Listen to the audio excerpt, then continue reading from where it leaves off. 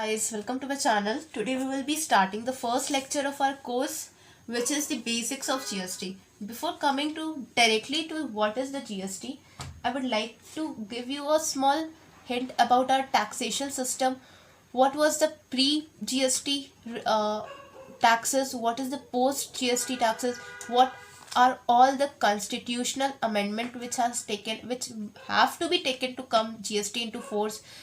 I would like to give you a small history before GST, which will help you for further understanding GST, that what was the actual need for GST and what all the deficiency are which was prevailing in the earlier taxation system in our country, which has been removed by GST completely. Now coming to the first topic, what is a tax? A tax is a mandatory financial charge which is imposed by the government upon the taxpayer. Now, mandatory financial charge means that it's not a voluntary option, like if you wish to pay or not. There is not a choice element in it. You have to pay it irrespective of your mood or your taste. You have to do it. Now, this monetary financial charge is always in term of financial element. It's not a kind system like like prevailing like earlier, like a barter system. It shall only be in money, or it cannot be in kind. Okay, now coming to the next topic, classification of tax. Now the first classification is the direct tax and the second classification is indirect tax. Direct tax, the major or the best or the most important difference which give it different from indirect tax is its nature, which is always progressive in nature. When a person earns more, he falls in a higher slab rate, and due to which he has to pay, and his liability of tax is also higher. Hence, as the person as a person of in as the income of a person increases, the the tax also increases. Now the indirect tax is opposite of direct tax. It's regressive in nature. For example, we all have to pay indirect tax if we buy any goods or commodity, except for some exceptions, like if you are purchasing anything, any electronics, any grocery, any food item. Except for the exceptions which we will see in section 10, most of the things are covered in indirect tax. Hence, now in indirect tax, there is not a question of your income, your wealth. You have to pay it. Okay, now the second most important pointer is the burden of tax. In direct tax, the burden is directly borne by the person. For example, your father has to pay income tax if he fall within the slab limit, which is different for senior citizen, super senior citizen. Let not go into that topic. Now keeping it simple, your father is paying if your father is paying income tax, now he has to pay it from his pocket. Now if he is not paying, now in indirect tax, if your father is purchasing a for example, if your father is purchasing a luxury car, now he doesn't have to pay the tax to the government by himself. He has to pay the tax to the shopkeeper, and now it's the liability of the shopkeeper to deposit it to the government. Now we can see that the burden of tax has been shifted to another person. That shopkeeper has the liability to pay the tax, not your father has the liability to pay the tax. Hence we can see the two most important difference between the direct tax and the indirect tax is the burden of tax is same upon the direct tax, whereas it is different upon indirect tax. Now some of the example of direct tax is wealth tax, income tax, and the best example of all the tax is our subject, which is the GST. Now coming further, I would like you to bring the notice of a small system which was prevailing before GST, and what is the current scenario after GST. Now, do you know what is the system of double taxation? Which means the tax upon tax. Okay, earlier, if we assume that the rate of indirect tax before GST is 18%, and rate of GST is 18%, and 20% value is added in every step or every chain of supply and 20% pre as well as post GST period. Okay. Now, what was the previous, for example, if we take the, now this is the major deficiency or the major reason of coming GST. So please understand it carefully. Okay. Now, invoice. For example, if we take the price of an article of a commodity 10,000 and the GST element 18%, which is the 1800, it's come to 11,800.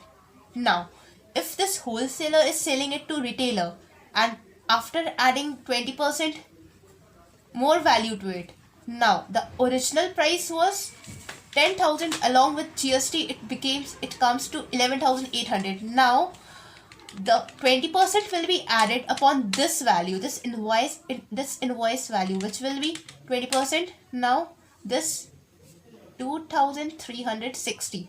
Now the complete value will now be 14,160. Now if retailer is further selling it to retailer number 2, let's take it as retailer number 2, then he shall be liable to pay GST at the rate of 18%. Now again the tax, the GST element, indirect element will be added to that, this 14,160, now which will be 2,548. Now the tax, now the total amount will be 14160. 16,708. Now, in what was the previous system of indirect tax? Now you can clearly see that the price has been inflated and the GST and the value was added to the invoice price. It was not added to the price of the goods. Hence, this was the first reason of being inflated the price of the commodity. And the second and the most important, the value was adding only up to 20%, but the GST was levy on entire amount. GST was not levy upon only the value addition. This was the major deficiency which was being removed by the GST. Now, coming to the post GST period, we can see clearly in the example that if the price of the commodity is rupees 10,000 and the GST rate is 18%, now we can see the invoice value will be 11,800. Now, if this is selling it to retailer by adding 20% value to it, now this 20% will be added only upon the price of the commodity. It will not added upon this GST element. Got it?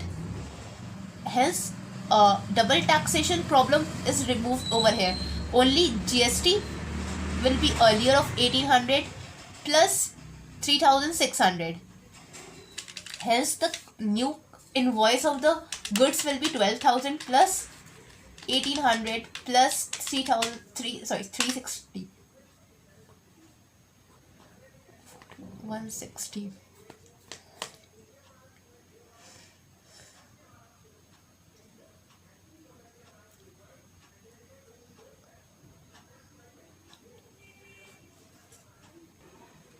Now, the total value of the invoice shall be 14,160, whereas in the previous scenario, it was coming 16,708. This was the major reason why the price was inflated, because of the cascading effect as well as the double taxation. Here, the tax is levied only upon 360, only upon the value addition, not on the entire amount or the entire invoice. Hence, this is the major deficiency which is removed by the GST. Now, coming to the next topic, multiple taxes, multiple taxable event. What is this? Earlier, there were many of the indirect taxes such as central excise duty, central VAT, state VAT, entertainment taxes, taxes on lottery, betting, gambling, service taxes. Now, all these in today's world, all these taxes are being subsumed into GST. All these taxes is covered under one tax which is known as GST. Now, This GST has removed the multiple taxes, and all these multiple taxes have multiple taxable event. Now, for example, central excise duty has the taxable event like manufacturing. State VAT has the taxable event of sales. Central sales tax has a taxable event of sales. Entertainment tax has a taxable event of entertainment show. Now, taxes on lottery, betting, gambling has a taxable event of selling of those tickets. Service tax has a taxable event of services. Now, the major topic is now comes into forces. What is this taxable event? Now, taxable event is that particular point at which you are liable to pay the tax. Now, you are eligible to, now your liability to pay the taxes have been arrived. Now, as the GST has removed multiple taxes, all these multiple taxes have been removed by the GST. So, GST has also removed the multiple taxable event. Now, there is one tax which is the GST, and there is a one taxable event which is known as supply. This is our second chapter. We shall deal it later. This is a complete chapter on when you are liable to pay the taxes. This is that trigger button that give you the bell that you have to pay the GST. We have seen this multiple taxes, that there are variety of taxes which have been subsumed in GST. For example, central taxes subsumes are central excise duty, service taxes, special CVT, central sales tax, central surcharge. If you want to have the link of the complete notes, then you can comment it in the comment box. I shall provide you later. Then if you want it, do let me know in the comment section. Till then, if you want to write it, you can pause the video and write, or you can also slow down the video and you can note it by along with the lecture. Okay.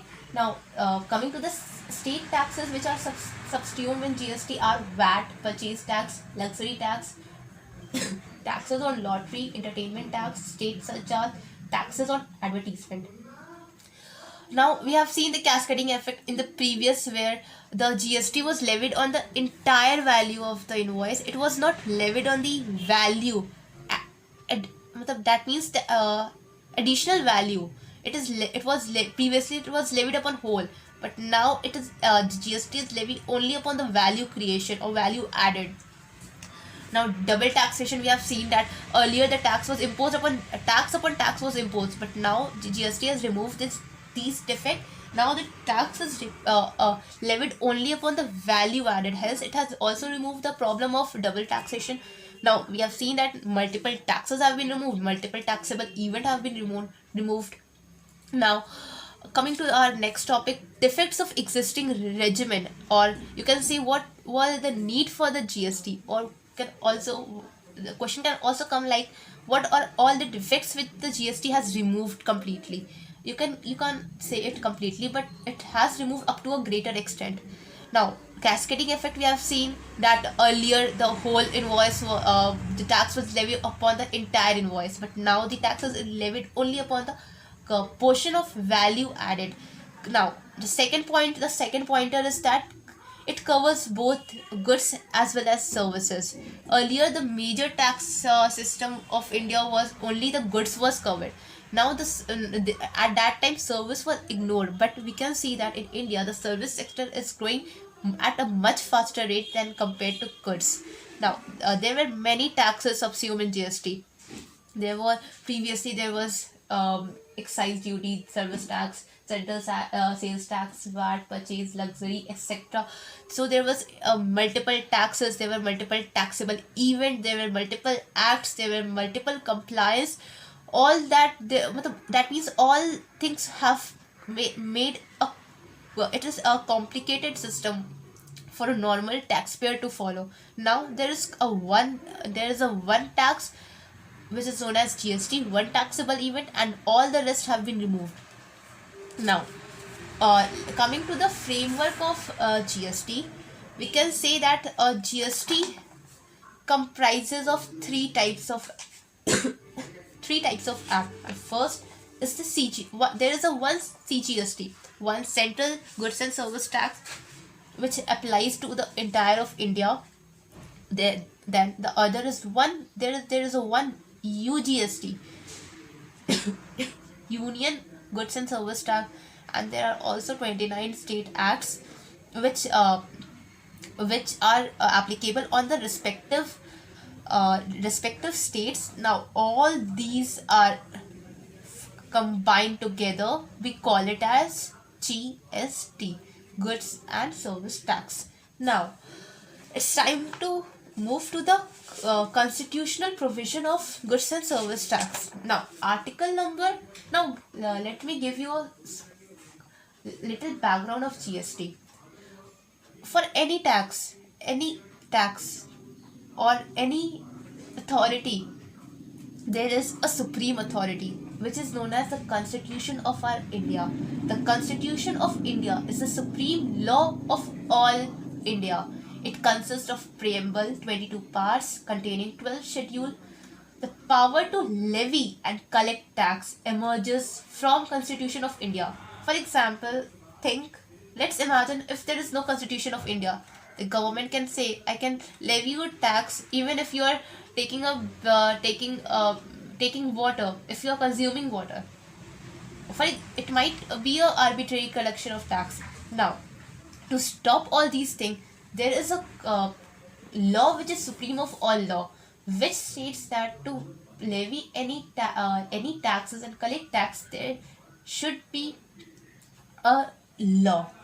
Now coming to the constitutional provision of the GST, let's see the article number 265. What does the 265 says? The 265 prohibits the arbitrary collection of taxes. What does it do? It prohibits the arbitrary collection of taxes. I have given the example. For example, I have given you the example in the earlier concept that government might impose a tax if you are consuming water. Then it can happen. No, but it cannot happen because the constitution, and in that constitution, article number 265 restrict it from imposing any unwanted tax, and it has given a statement that no tax shall be collected or levied except by the authority of law. For example, if in the future the government of India wants you to even pay the taxes in consuming water, then the government of India should bring the law. Then only he can. Also, it sounds so funny, but the government of India should bring a law. Then only any government can have the authority to collect the taxes. Now, Article 265 gives the authority to the government to collect taxes by the authority of law. Now, the Article 245 deals with the relationship between the central and the state, which states that the center can make the law for the entire of India. However, the state can make the law for its state only. For example, if Arvind Kejriwal stand up and tells us that he shall be making the odd and even formula to the entire of the country, no, it's not that possible, because he has the authority of his state only. Sorry, his UT. The Delhi is the UT. He has the authority of his UT only. He does not have the authority to make for the law for the entire of country, of entire India. He does not have that authority. This article states that only. This article states the relationship between the state and the union, which states that the parliament has the authority to make for the entire complete of India, but the state legislature has this authority to make the law only of that state only. Now, Article 246. Article 246 gave us a schedule. Schedule number 7, which contain the 3 lists. List 1, List 2 and List 3. List 1 contains the matter upon which the central can make the law. The List 2 contain the matter upon which the state can make the law. And the List 3 contain the matter upon which both can make the law.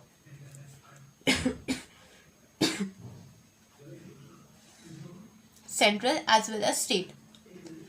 Some of the example of list 1 is taxes on income other than agriculture income, duties of custom including export duties.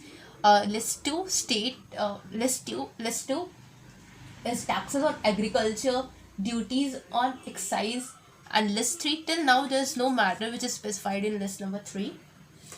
Now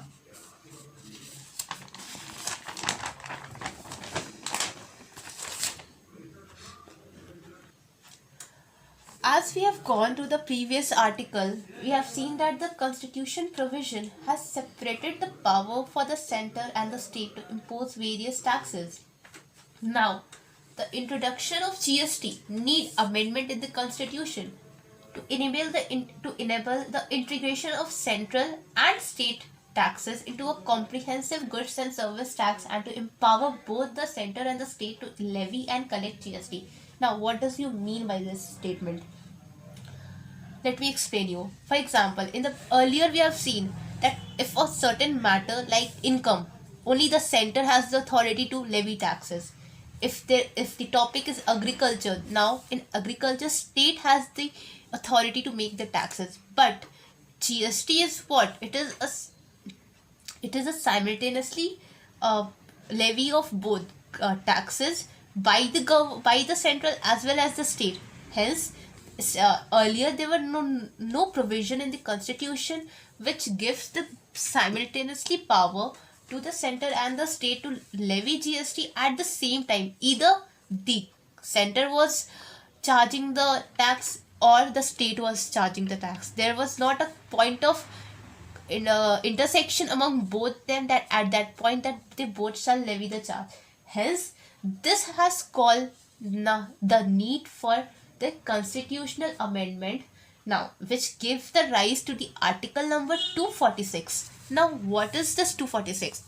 246 is the notwithstanding anything, I will explain it later, okay?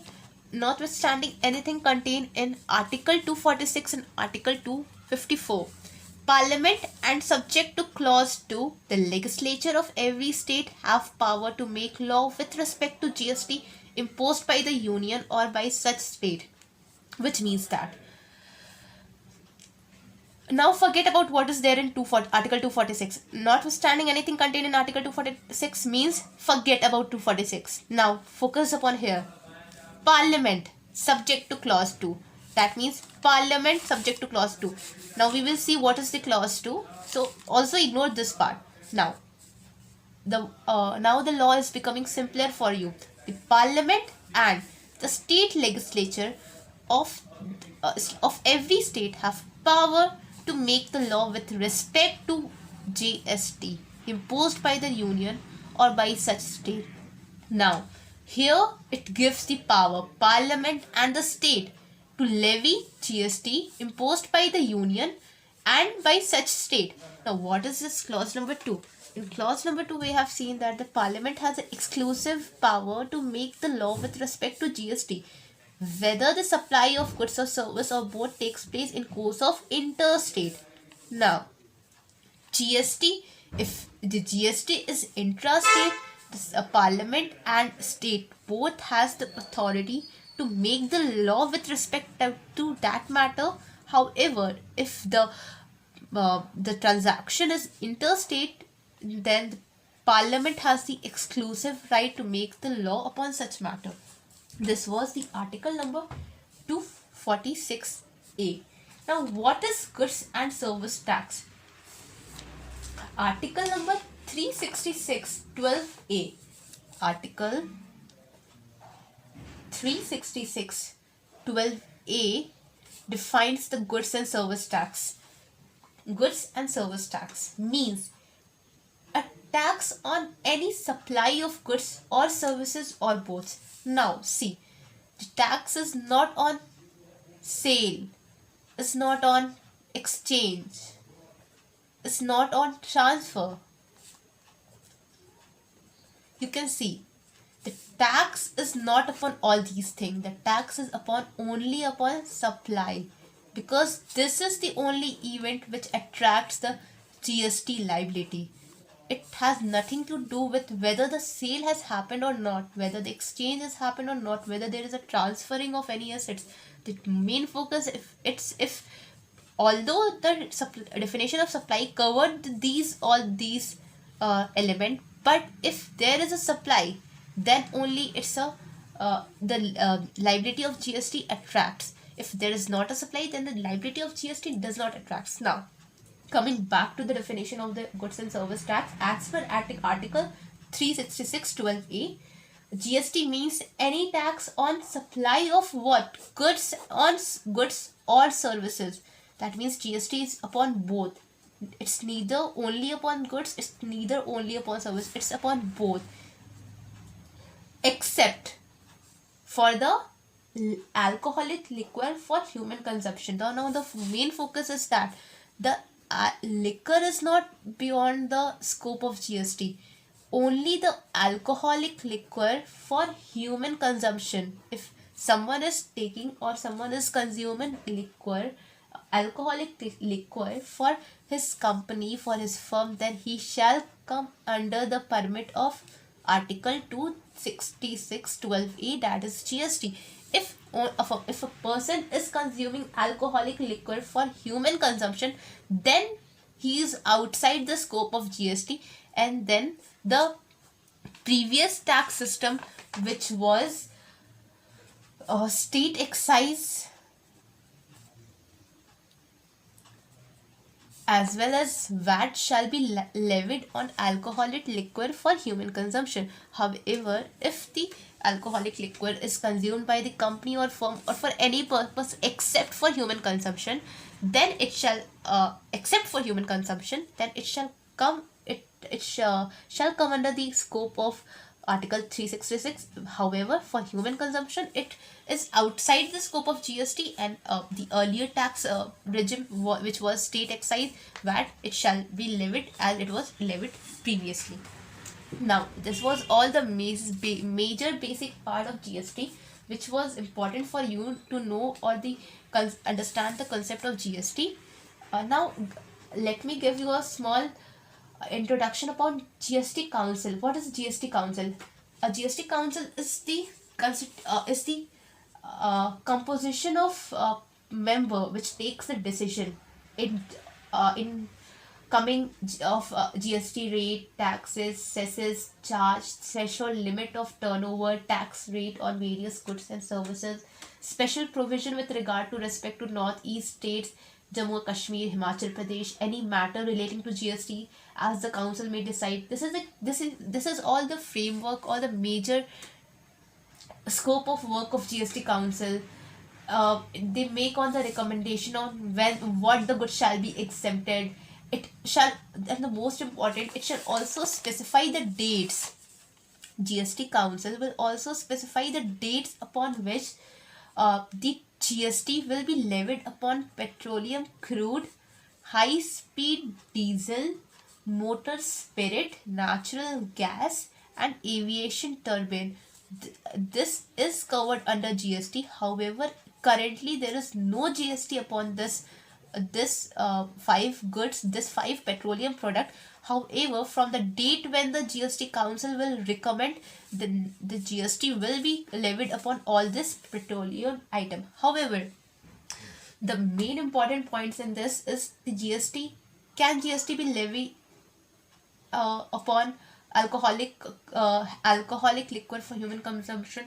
And the answer is no, because this is the outside the definition of the GST. What is it? Now, what is how the decision of GST Council has been taken? Every decision of GST Council shall be taken by the majority of not less than 3/4 of the weighted votes of the member present and voting, where the central government has the vote weightage of 1/3 and the state government has the vote weightage of 2/3, and the decision should not be less than 3/3 of the weighted votes present as well as voting. And what is the quorum of GST Council? The quorum is the 1/2. This was all the GST basics which was important for your examination point of view. I have tried to cover all the major aspect of the portion. This basics of GST section, GST class will be helpful for your BCom examination, CA, CS, and many examination. All you have to do is you can watch this lecture 2 to 3 times, and if you find any doubt in going through any of my concepts, then you can comment it in your comment section. Don't forget to press the like button if you like the video, or if you don't like the video, it's your option. And please do subscribe the channel for more chapters concepts, because I shall be uploading the entire GST in the coming time. I'm sure that all your doubts will be cleared if you watch this video frequently, and if you are in tune with my channel, then do subscribe the channel and hit the bell icon. Thank you.